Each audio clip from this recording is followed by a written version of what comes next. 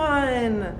I'm a little bit late, but here we are for our noon live showing you the SEAMS exhibition. I'm Heidi, and this is Paul. And I'm Paul Salsieder. Welcome. And we are going to give you a tour of the exhibition. Thank you for saying hi. It's so nice to see you guys tuning in. So I'm just going to flip around so I can be a camera person. And we're going to walk right on in to the main space of the gallery. And oh gosh, here's the button. So you can see we've got the signage that we've arrived at the gallery. We'll talk more about this beautiful piece. And here's Paul in the welcoming area of the gallery. Welcome to the main gallery space here. And you've probably seen me posting about these. These are 4 of my quilts. And as we get up a little closer, this one is called Neutrality Study Number 1. And you can see there's a lot of quilting. A lot of times this doesn't show. I get to touch it because they're mine. I won't touch anyone else's work. But you can see there's different shades of black. This piece has some beautiful mending on it. That was a gift from my friend Sarah Nishira. And moving on, this is my oldest piece in the show. It's from my series called Night Flight, and one of the special fabrics in here, this is a dress that I bought at an antique store in Missouri when I was in high school. And this piece is Neutrality Study Number 2, and it has a lot of knots on it. I pieced it because I wanted to highlight my pleating technique. So you can see here I've, for example, it looks like I pieced a circle, but I didn't cut the fabric at all. I just used a running stitch to sew that in. So a lot of the piecing is like that. And then I quilted it recently when quarantine had just begun and I was digesting the news that so many things were canceled and different. And then this piece is from my Magical Thinking series, Magical Thinking Number 1, where I realized that I wasn't a watercolor artist, and if I was going to try to work on my hormone balance with my art, that it better be as a quilt. So this piece is all natural dye. And even the thread on this piece is naturally dyed. So for example, this is dyed with activated charcoal. This is probably dandelion tea. This is butterfly pea tea, that blue. And then there's also some green tea. This one might be dyed with green tea. So these are some of the medicinal teas that I've been taking to balance hormones. And then we're gonna come over to the desk, and this is the place where you might often find Paul when you pop in. And Paul, maybe you can share about these pieces. This is Sherry Carey Harlan, who is someone who works and lives here in Milwaukee. She does a lot of textile artwork, and she's been working on this series for a long time, the Black Eyed Peas series, of a bunch of dolls that we've displayed before in these really large installations with hundreds of dolls in each installation. She's currently working into, I think we're at 210 dolls at this point that she's made. But each one, I'm always astounded by these, and we have even a few more here. They all have so much individuality and personality to them. None of them ever feel like they even remotely resemble another one of the dolls in many ways. Let's see the back. Yeah, let's see the back on this one. And that's beautiful how Sharon signs them too. Yeah, how she gives them their And little signature and then the number of each doll. So they really are pretty fantastic. Some of them have a slightly more interesting back where the portraiture will really continue onto the back of the doll as well. And she just hangs them with a safety pin. Yep, she just hangs them with a safety pin. They're super simple. They're really approachable. A lot of people really kind of like them and have them in some prominent spots in their home where they kind of take on this form of being like a watcher angel figure almost in the home. And then let's look at this piece. So this is Josie Loveroma, who is a graduate student right now doing her MFA in Cincinnati. And she's new to us. We've never shown her work before. Deb, the gallery director, saw her work on Instagram and really was entranced with it. And we've had some people who are textile artists and who do embroidery, and they've come in and they've told me quite a lot about, it's so hard to make painting and embroidery function well and sit well together in the same space without one completely overpowering the other. I think the way that she's painted this greenery looks so much like this loopy yarn. They have a really connected quality. It has kind of the quality of like a printed textile too, like when you would print a design onto cloth. And for me also, seeing the way that the canvas that it's painted on is so she allows it to really look like fabric. You can see the way it was stretched on the wall.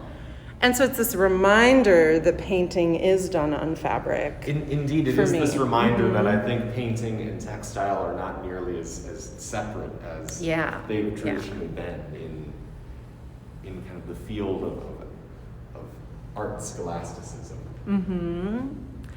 And then we'll come over here to my right and take a look at this piece by Madamchino Vanessa. She's a Milwaukee artist. And I was on a studio visit with Deb to see Vanessa's work. And it's just this incredibly large workspace that she has. And she's a collector of things that have potential uses. And she had 28 shirts 5 years ago before she changed studios and wanted to get rid of them. And so she turned them into yardage and stored them away. And at one point dropped them off of the edge of a bridge to see how tall they were. They were 4 stories tall for the yardage. The photo wasn't that great though, because you couldn't see the detail. And so we brainstormed together this way of displaying it laterally. And I love the way that you can see the different ways that she has sewn the shirt sleeves together. Also, at first it feels like it's white, but then you realize only about half the shirts are white. There's a lot of pale blue and yellow and tan. Well, what really fascinates me about this piece too is looking at it closely. It seems to me, at least, as someone who doesn't really have a lot of experience in textiles, like I would have expected every shirt to be sort of deconstructed in the same way and then put together in a very pattern sensitive way. But each shirt, like it's funny to see like a sleeve put together next to a sleeve, and then the front of a shirt put together next to the back of a shirt in one section. And each moment seems like entirely unique and different. Yeah. And I love that idea that, this is something that is made of these very mundane, kind of generic objects, and it's put together in a way that I could not have even thought of putting together. But put together then for a fairly mundane reason of her just wanting to sort of turn these into fabric yardage. Yeah, just so beautiful. All right, over here we have Rosemary Allison. And Rosemary is a quilter, and I've been very lucky that I think 5 years ago I went over to her home and we got to talk quilts and sit on her couch, and her whole home is just decorated so beautifully. And this is all repurposed leather from the thrift store that she has sewn together with a sewing machine. And she also added puff paint sparkles to it. And for me, there's so much abundance in Rosemary's work. We're going to see a few more pieces of hers, so we can talk a little bit more about her later. Absolutely, I think. Yeah. We'll come Once back you've to seen, Rosemary for yeah, sure. once you've seen more of Rosemary's work, we'll discuss more. But just an incredible piece, and I love one of the things that Deb and I talked a lot about when we were curating this exhibition and talking about this was the way that textiles can be soft on the wall, and that they can droop and slump and move, and that they break up a room full of rectangles that are stretched canvas style. So I just love the way that the fringe moves on this and the way the fringe falls forward from the top down. So that's definitely a theme that we will return to discussing more. We are going to talk more about this piece in a moment too, because there's some work in the next room that connects to it. This piece is by Jacqueline Cerdell. And Paul, you went down to Chicago to pick this up, so you can take it away. She has just the most incredible studio and living space. I mean, when you see her space, the physicality of these pieces that are just kind of all over her downstairs studio and then the rest of her house is really apparent. She creates the pieces on the steel frame, on the rod that's suspending it onto the wall. And what she does, at least in her most recent pieces, she's been basing the subject matter around landscape paintings from the Hudson River School. So this piece is actually based on an Albert Bierstadt landscape, this very kind of conventional American Great Western Expanse landscape. And what she did, and Heidi is showing you now, is she printed out part of the sky and part of the whole landscape painting onto a sheet of fabric, and then cut up that fabric and incorporate it into the weaving of the piece. And in this landscape, and this fabric that's uncut and rewoven into, that is also that print. That is also that print. A lot of us in the quilt world would recognize that as something maybe done by a company like Spoonflower, where it's printed. You just upload it and they print it and mail it to you. I don't know if that's the company she used, but yeah, I'm just not for sure reference, who she used to do the printing, but it was a really interesting touch to bring the reference material back into the piece. And you know, it's a shame we can't throw a picture of the piece up here right now.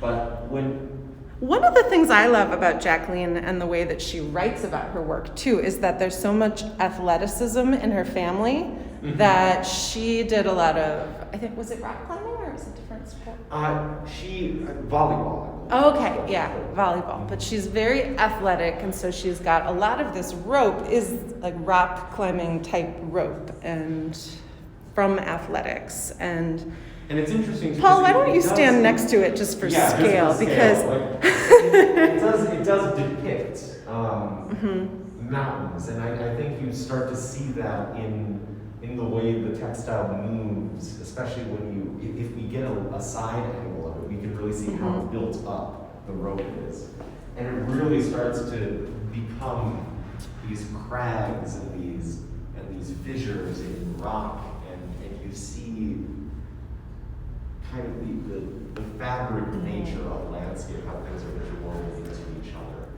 And then for me as a textile artist, I come in and see things that look a lot like macrame, that are mixed very seamlessly in with weaving, and then also leaving an open warp where she hasn't woven where she through. really hasn't done very much. Yeah, It really it's this beautiful suggests marrying of style, technique. too, in a very incredible And then this to me just reminds me of like friendship bracelets, that way that you wrap around one. So very innovative, not straight up macrame, but very innovative macrame inspired techniques. And her and Rosemary will both be on the panel discussion that we're going to do this Sunday at 11 a.m. Central. So we'll get to hear a lot more from her soon also. On this wall, we've got 4 artists. So kind of an assortment of artists. We have Kristin Meyer, who has 4 pieces on this wall. She's done the Cupid doll small carpeted pieces. as well as we have Josie Loveroma, who did the large piece that we saw earlier. We have Molly Hassler, who did the weaving piece that also incorporates some fringe work and then some text that's done in wash. And then Linda Marcus, who's done some knitting and yarn work as well, with a delightful found object. I just think is so I would say that's crochet. Is it crochet? Yeah, and rug hooking. Still doing Heidi's much better at textile And terms these are strainers. They're two different sized strainers, and the piece is called Strained. And it's wonderful having her here in person to talk about how to display them. She very much wanted one to be a little lower than the other and loved the shadows that appear from the strainers as well. So here we've got And that's rug Kristin Meyer, hooking. who are a recent grad student, recent graduate. Yeah, and I enjoy with these two how she shifts between the square frame and then more organic edges. And then this is Molly Hassler. So you can see this part is painted for the text, woven. Molly is a local quilter. I have loved her quilts for the last couple of years since we got to meet. And so this is a really interesting shift for her with weaving, with fringe. There's beautiful colors as well. As we move over here, we've got two different artists. So we have Ella Mae Brooks over on this wall, who's another local Milwaukee quilter, and who she's quite a bit freer, I think, in her quilting than a lot of other quilting that I've seen. She's not afraid to not let pieces align perfectly, and she'll quilt one piece over another piece in a way. I'm sure I'm probably butchering the vocabulary of quilting. No, let me describe a little more deeply what you were just saying about quilting take one piece over another, is that she will sew a panel. So for example, this center area is one panel, stops right here, and she'll quilt it, she'll turn the edge, it'll be done, and then she'll sew it to another panel. And so this is a longer panel, goes all the way down to the bottom. Here at the bottom, there's a horizontal panel, and then this other longer panel. So it's 1, 2, 3, 4, 5 panels that are sewn together. But you can see she's done it with the plan to put them together from the start, most likely, because a lot of the fabrics move from one to the other. So this floral fabric, for example, is in several of the panels that have been connected. And I find the use of red in this particular piece so beautiful. I love the flag right here, and the way that connects with this polka dot and this gingham. And then we move over to the other side, and it's a solid red, and here she's zigzagged an E for Ella. And this is the edge that we're referring to right here. This is where she's sewn the panels to each other. And she'll get some really beautiful shifts in the edge. This is something that we talked about a little bit in the Blue Moon quilt along recently too, that gentle jog of shifting sizes. So she's not bound by the tyranny of the edge. And then this piece, such a wonderful, long, skinny shape. It's not a shape that I see often in the quilt world. Her quilts do often, almost all of them feel non-functional. They're all a little too small or too large or too skinny to really work functionally as a quilt, which puts them in a really interesting and art contextualized area. And then here, this is a very interesting work because these are some rug hooks by Mary Tooley Parker is the artist, and she's an artist out of New York. And she's depicting the quilters of Gee's Bend. So there are a lot of people who would be following me are definitely fans of the quilters of Gee's Bend.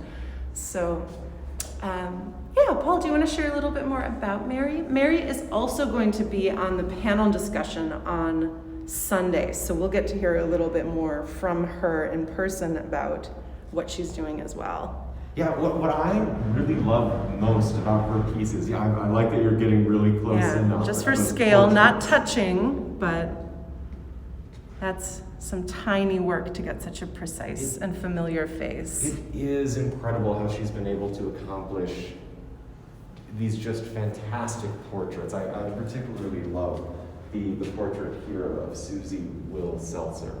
I think that one is just incredible.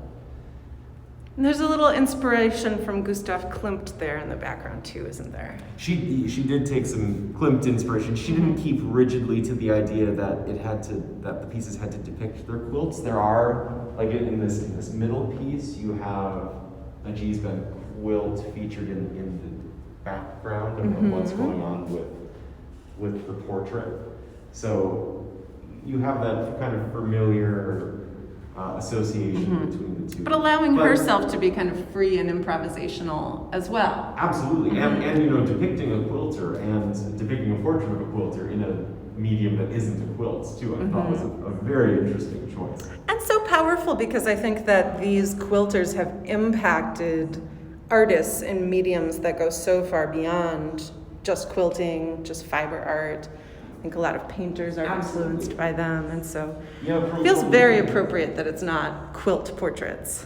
I completely agree, and learning about a little bit more of the traditions of rug hooking, I hadn't realized that was so characteristic of the American South, really, for the longest time, when agricultural feed bags and burlap sacks became kind of a standard way of distributing things. Those would become the substrate for a lot of rug hooking that women would do in the South for a long time. So it was another of these processes, very much like quilting, that I think originated out of having scraps and having remnants that you could repurpose into something that was greater than just the piece of remnants. Yeah, and then this is Amanda Nadig, and she has been quilting for a year now. This is her quiltiversary coming up, and I wrote a little bit about Amanda in my recent newsletter. She took a class with me last November on a framed quilt in a day and learned a lot of techniques from me. And I got 3 spots left in the second opening of that workshop. So if you're free on 11/28, it's a Saturday, day after Black Friday, you can join me for the same class that Amanda took. She is also was very much an artist in her own right, is a high school art teacher. So I gave her a few techniques and then she ran with it with her own sensibility. And so there's so much in this work that I noticed that is familiar and also unfamiliar that I think, wow, I would have never done that, never thought to do that. And in particular, some of that reuse that Paul was just talking about with using a lot of fabrics that aren't cotton, that aren't natural fibers. She'll just kind of go to a store and get a bulk bag of whatever she can find. And that spirit of reuse, I think, is amazing in her work, as well as her use of the color black just always blows me away. So, some little bits of mending. You can see this is a pin tuck that she did because it wasn't laying quite flat, or just because it was more visually interesting. It's nice to not fully know which inspired that choice. And then here, piecing the same fabric onto the same fabric with that wonderful turquoise. And we've got a nice velvet velour, as well as this shiny cheetah print fabric. We'll move on now to this back room, and this is some work from Nermal Raja. And here we've got this hanging piece, so you can look through it and you can see it from the side. And Paul, it's wonderful having you there for scale. It's lovely, in kind of the context of textiles being these objects that are not always confined to being rectangular and can drape and flow freely. This is one of those pieces that really, you can walk by it and the air you move affects how the pieces interact with space, and they sway and they move and they just flutter a little bit. And that was something Nermal had a show earlier this year at Grove Gallery in Milwaukee. Feeble Barriers, I believe, was the name of the show. Yes. She had embroidered praises, things taken from news clips, interviews with medical professionals of their responses and their reactions to working through the COVID pandemic. And you had all of these masks floating with sort of hanging tendrils and back ties all together in this space. And they were made probably from a fabric like this, that transparent. I believe they were all the same silk organza as this is. And they were very, as you moved through the space and as you moved past these masks, they kind of billowed out in front of you, and you became very aware of how you affected the airspace around, which I thought was an incredible way to use the spatial sense of fabric, and something we also have on our faces. The way that airspace and air movement is such an important part of this current pandemic as well, that you are visually seeing the air moving. This is right now the very end of a video that Nermal has created, and it just so perfectly connects with this series. This is the beginning. Paul, maybe we can turn the volume up a little bit. The sound a bit more. And this was filmed by borrowing a camera from her optometrist. So it had only been used to film the back of an eye before. And it's a very big close-up, so you can see the ridges in her fingers behind this cloth.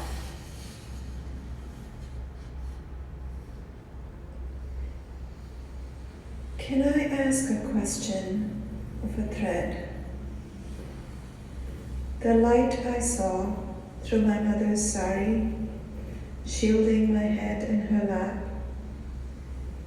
is it the same light I would see before I close my eyes?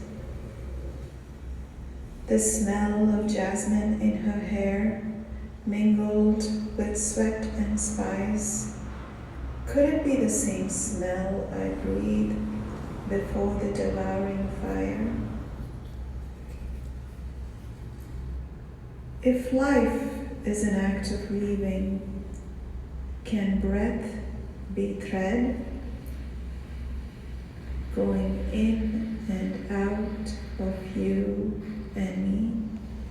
And so Nermal had, what is it about fabric, in the Wisconsin Museum of Quilts and Fiber Art exhibition called Water a while back, she also had a very beautiful video where she had filmed images of the water, of the shoreline, the horizon line, and she projected that on top of a piece of fabric and overlapped it with imagery of her sewing a line and then pulling the line of that thread out of the fabric. So very, very poetic artist. Nermal, her studio is literally next door to this exhibition space, and so if you get your timing right, you'll get to see Nermal when you come to the Portrait Society Gallery. This is a piece from the oldest artist in the show. Charles Queen is his name. Yeah. He's a 91-year-old artist. He picked up quilt making at 75. He's a retired meteorologist. And so this is one of his quilts. And then we're gonna come into this hall space as we move to the other sections of the gallery. And this is another one of his This is another one of quilts. his quilts, one of his very large quilts that he as he was talking about it, he was saying he had composed several smaller quilts and kind of brought them together. Why don't you stand a little closer Oh, just yes, so we get absolutely, the just sense? for Yeah. scale on this one, you can see it's. So he was saying that he had worked on certain sections kind of independently of the main, like this section, this whole little black and white quilt he had done as one piece, and then he had worked on this separately than the rest, and sort of fit all of the moments together. And I think that comes through in some of the pieces he titles. That last piece we saw, he named Aha for that moment of when the quilt all came together for him. Oh, that's wonderful. Yeah, and I love kind of being able to notice too that ultimately it's a strip quilt. There are 4 panels that go horizontally across the quilt, but lots of improvisation within each of those panels. Part of how we knew which direction to hold it was this beautiful fabric of mamas with babies. But I know we thought were that all people in should be trance. vertical, yeah. I just love this one strip that kind of breaks the rest of these large shapes and runs throughout the entire piece of the quilt, this Yes. long, thin strip of fabric. But the way that it, even this part is pieced a little different. He's got Right, that even the way vertical that in there, interrupts it is just or horizontal really lovely. mixed. Yeah, so beautiful. And then this is the last work from him. Yes, when he was a young man, he served in Vietnam, and he had photos of his time in Vietnam printed onto fabric, and he wanted The same way to- that Jacqueline did. Yep, the same way that Jacqueline did. So those pieces he sewed all together, he quilted them all together into one piece, and it's a challenging quilt. I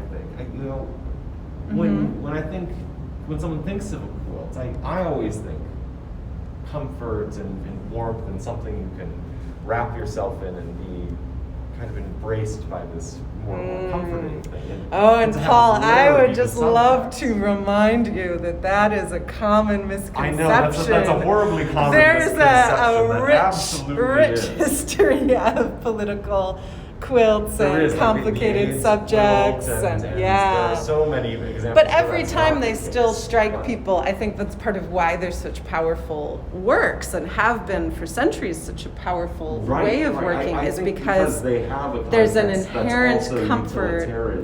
utilitarian to it. And I find that makes them such a great medium for confrontational stuff because at its core, it still does have some comfort. It's not ever, it helps soften the blow sometimes so that it's digestible and palatable so that you can gain access a little bit to some of those uncomfortable subjects. And that was fun to put this quilt, partly for that reason, on the hall opposite this quilt that I made during the pandemic. And this is one that I've written about a fair amount. Maybe, Paul, you could hold the camera and I Sure, could I'd just love point to. out a few little aspects of this. So I began up here the day we all voted during the pandemic in Wisconsin, so 4/7/20. And then this right here is me just tracing the calendar on my phone, marking the 100 days starting that day, going after it on my calendar, for the time that I worked on piecing this quilt top. Then I quilted it after that. It initially was kind of a vertical book-like method, and then I got here and I realized, oh no, I want to start piecing in other places and doing other things on the surface of the quilt. So sometimes it just marked moments like the chives were blooming, spring is still coming, and I did these with a traditional technique called a yo-yo.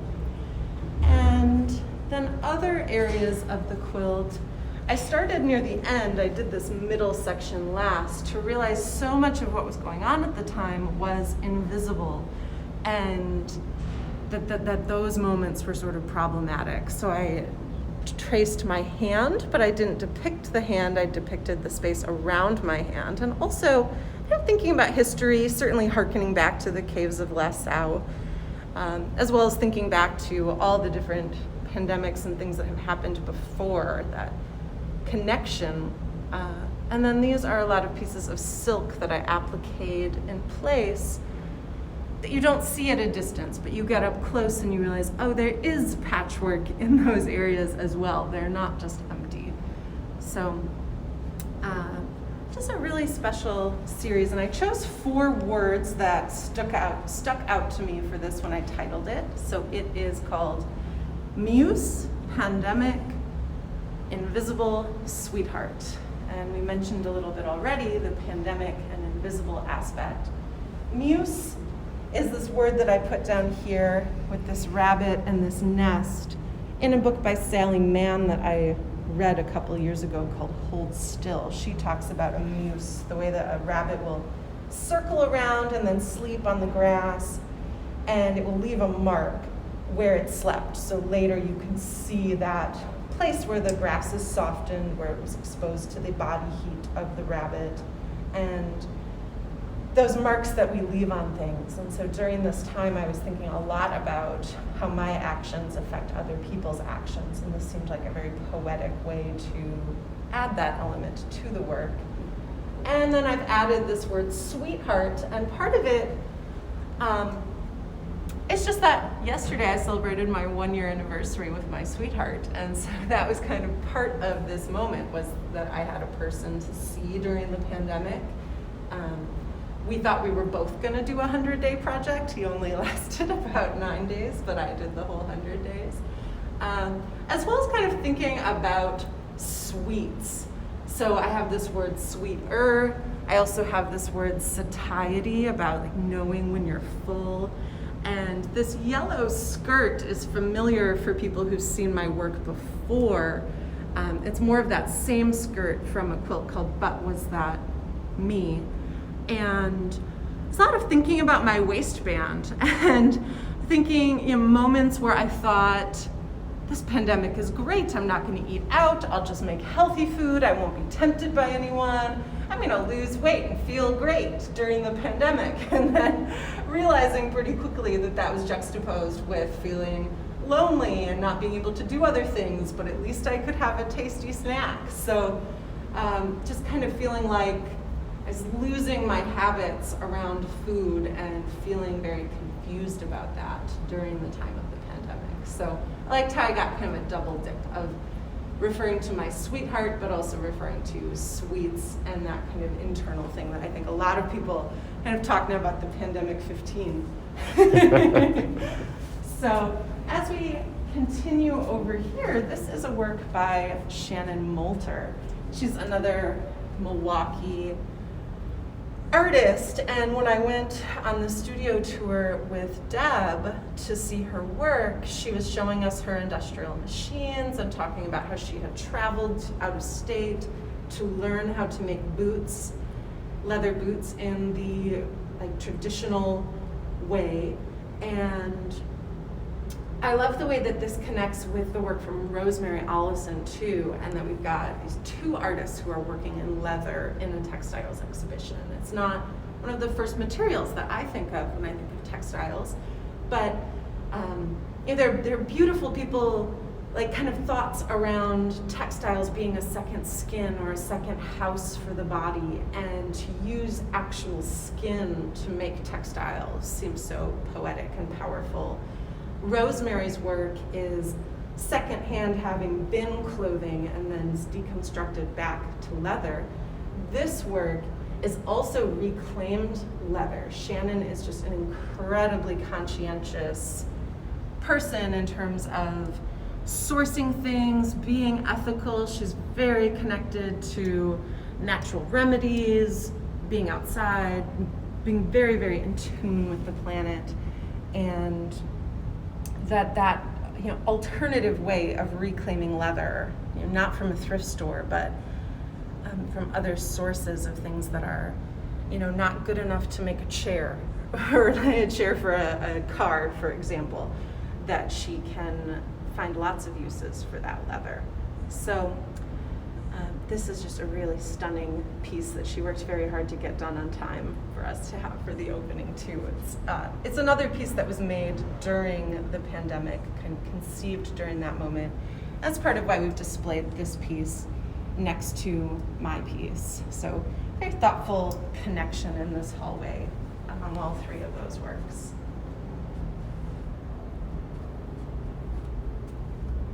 And here we have another piece from Kristin. It says Lover's Coral. And we also loved the sort of hide skin type shape that this has in connection to Shannon's work. So that silhouette of the work felt really beautiful and powerful to be able to notice. Then Paul, let's have you take us into this hallway. Absolutely. So down this hallway, we have a little bit more work by Madamchino with her coats that she's done. You know, also all repurposed wool and other repurposed materials. But you know, I love on these ones, especially these. You know, this one is a little bit plainer on the back. Take out the green one then, but they are just gorgeous in the way that they move as garments too. And that's one of the fun things of coming to this exhibition, is you can try the coats on, and you know, they are available for purchase as functional garments. This is kind of a functional area in the exhibition, and it's so beautiful to have this very functional work from Vanessa juxtaposed with that yardage of the shirts. That's a very, you know, stunning, large, more conceptual work of art at this point. Oh, we're getting a lot of beautiful hearts for this. I just love Madamchino's work. And now here, Rosemary Allison, who did the leather quilt that we saw before. She's a very prolific artist, not only in quilting and in the making of textiles, but she makes a lot of clothing, and she also does a lot of drawing as well too, drawing and painting. So what she does is she goes to the thrift store, she gets coats, she modifies them and adds components, elements to it from her sewing, and just kind of constantly embellishes things until she thinks that they're finally done and they've arrived at a state of being complete. And let me take off. This one has a particularly beautiful back to it as well too. That's one of the big things with these pieces. They're so sculptural. Do we have enough light on that? Good call. Yeah, I just love these moments, these like talismans almost. Yeah. And even her attention to detail with the puffy paint on all of these, with that fabric paint that she just dabs along all of the little seams, kind of going all the way across, is this wonderful little element that she incorporates. Yes.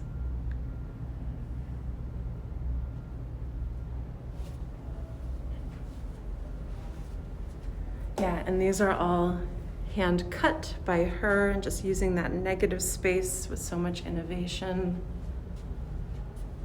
And that's a necklace on top.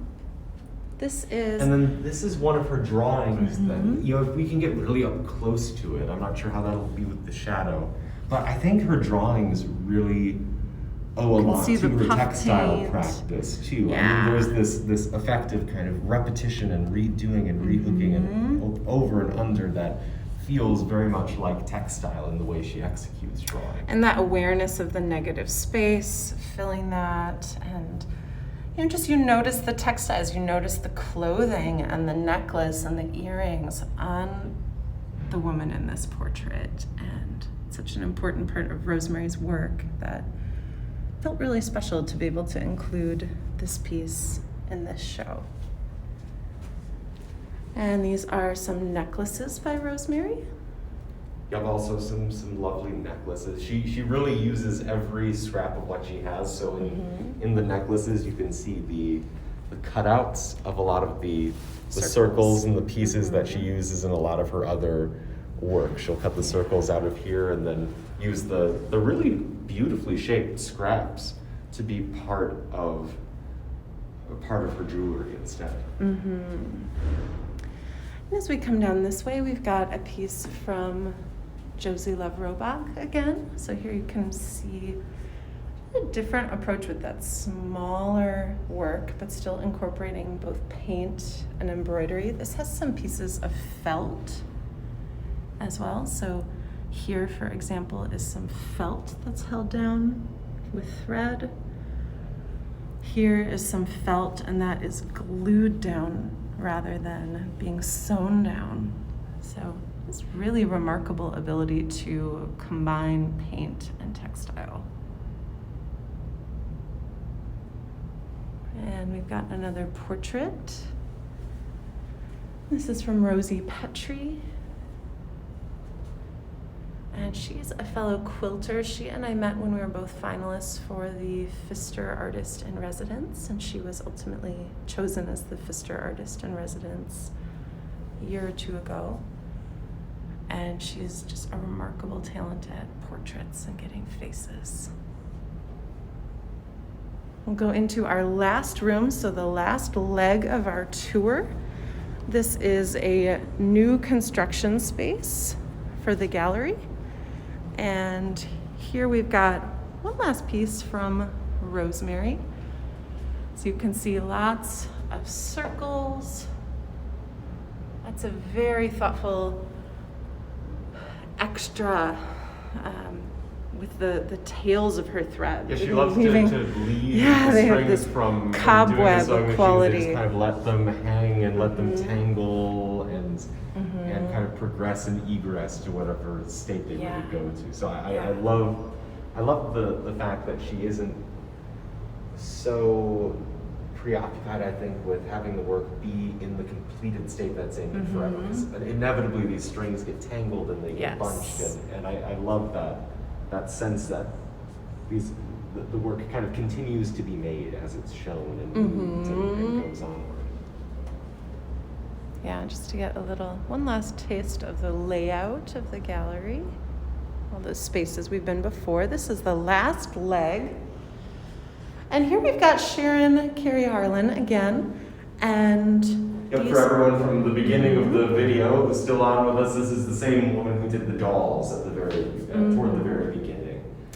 And so, I love that this is some precise quilting, employing a zigzag, also doing very innovative free motion quilting to fill in these areas. And this is a fabric, similar fabric to what she used in the dolls that she prints herself. It is, yeah. She really has been using kind of the same materials now for the dolls and for her textiles too, for her larger, more tapestry-like pieces. Very precise corners, very sharp edges.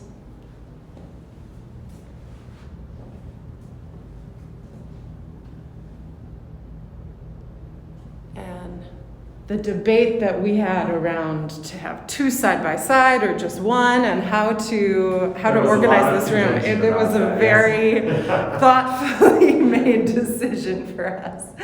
So one that we continue to stand by. In this room, then, you can see Rosemary's work at a distance through the glass.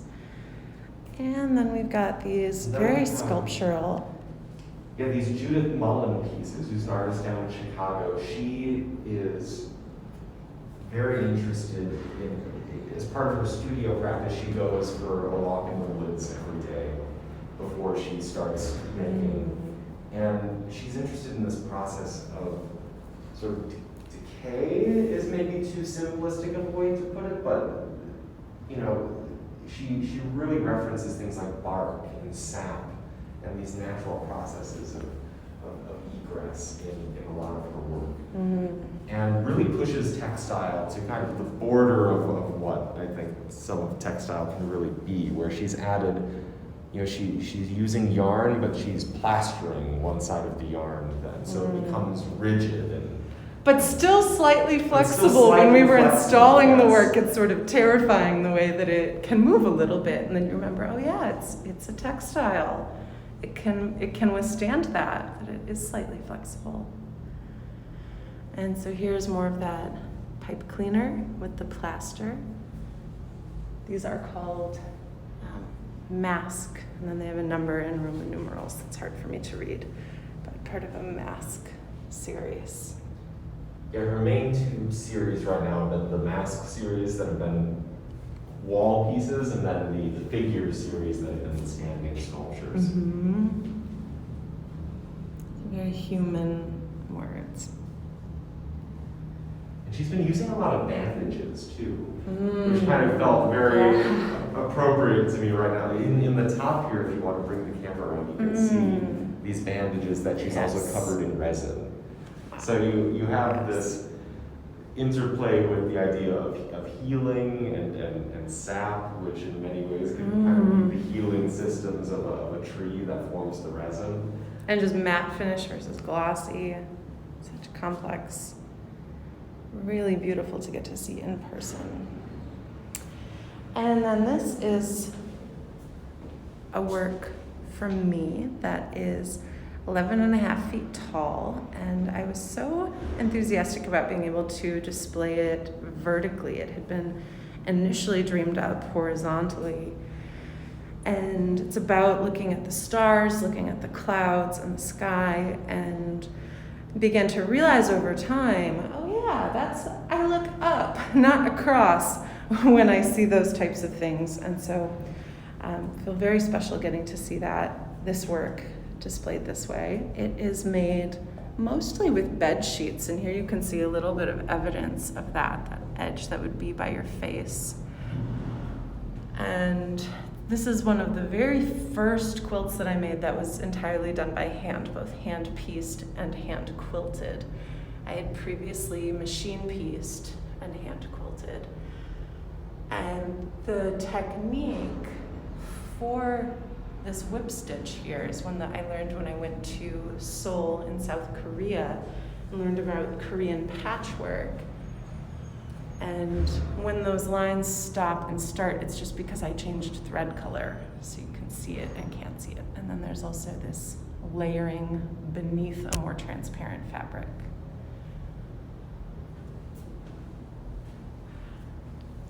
And